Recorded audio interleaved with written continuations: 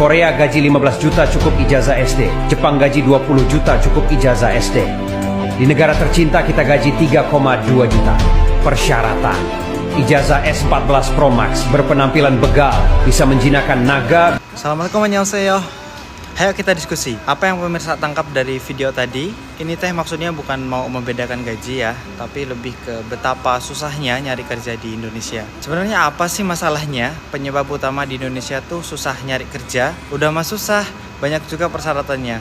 Belum sekarang persaingannya bukan lagi cuman sama yang ikut tes seleksi, tapi saingan juga sama yang punya orang dalam dan juga uang. Berat atuh ya. Kita yang orang biasa cuma modal niat bisa apa? Saya juga ngerasain. Makanya itu, pilih sekalian nekat kerja ke luar negeri. Nggak banyak persyaratan, yang penting niat kuat sama sehat badan. Ditambah juga, di Korea sendiri nilai mata uangnya lebih tinggi. Makanya kalau dirupiahkan bisa sampai belasan atau puluhan juta. Bahkan kemarin saya sempat ngobrol sama supir taksi di Korea. Beliau tanya, kenapa kok mau kerja di Korea? Padahal Korea ini tuh negaranya kecil, Indonesia tuh negara besar. Nah, saya juga bertanya-tanya, kenapa kunaon lowongan kerja di Indonesia itu sedikit? Setelah nyoba riset, ternyata kebanyakan orang Indonesia itu orientasi tujuannya adalah jadi pekerja. Sedangkan di negeri kita tercinta, mereka para pemilik industri atau usaha, konglomerat atau bos-bos besar itu kebanyakan malah orang luar, orang pendatang. Bukannya kita yang asli pribumi. Nah, makanya gimana tuh? Kalau warga negaranya banyak, terus lowongan atau lapangan kerja terbatas. Beda dengan Korea. Sebagai yang pernah kerja di sini, saya dapat banyak hal dan ini bisa dibagiin juga. Pertama, orang Korea itu kebanyakan orientasi tujuan mereka adalah jadi bos atau pemilik usaha. Ekspektasi mereka itu tinggi, target pendidikan dan ilmu mereka juga tinggi. Jelas tujuannya biar bisa menciptakan lapangan kerja di negara mereka sendiri. Banyak pisan industri atau pabrik di Korea, bahkan Korea sendiri sempat kekurangan atau krisis tenaga kerja. Terus pinternya, mereka itu bikin sistem ketenaga kerjaan kerjasama antar negara. Orang asing yang dijadiin pekerja bawahan, terus yang jadi atasannya orang Korea sendiri.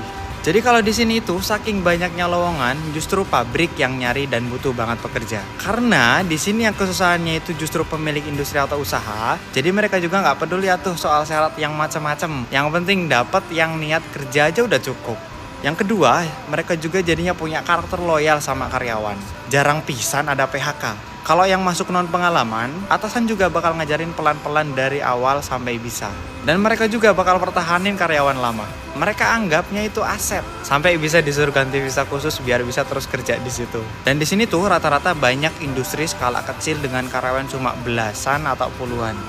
Contohnya di pabrik saya kerja ini ya, jumlah pekerjanya cuma 17 orang. Masing-masing itu biasa pegang satu mesin. Beda jauh sama Indonesia. Satu industri atau pabrik karyawannya bisa sampai ribuan orang. Pemilik usaha juga mana peduli ya. Mau PHK pekerjanya sebanyak apapun itu, bisa dapat gantinya cepat. Buka lowongan yang daftar juga banyak. Beres. Dan alasan utama kenapa ada banyak persyaratan buat kerja adalah tadi. Yang melamar kerja aja banyak, pasti yang dicari adalah yang terbaik dong. Niat aja nggak cukup, punya skill atau kemampuan lebih yang diutamakan. Nggak mungkin juga semua pelamar diterima. Sekarang kerja di rumah makan aja di Indonesia minimal lulusan SMA. Syarat umur aja harus 25 tahun ke bawah. Kalau di Korea, umur 40-60-an aja masih bisa diterima kerja di pabrik loh. Di sini juga ada Joshi, umurnya 56 tahun. Beliau masih kuat kerja di umur segitu. Dan tenaganya kayak anak muda banget. Menurut saya, kalau pengen cari kerja di Indonesia itu jadi mudah, harus diperbanyak lapangan kerjanya ya. Sama halnya kayak Korea.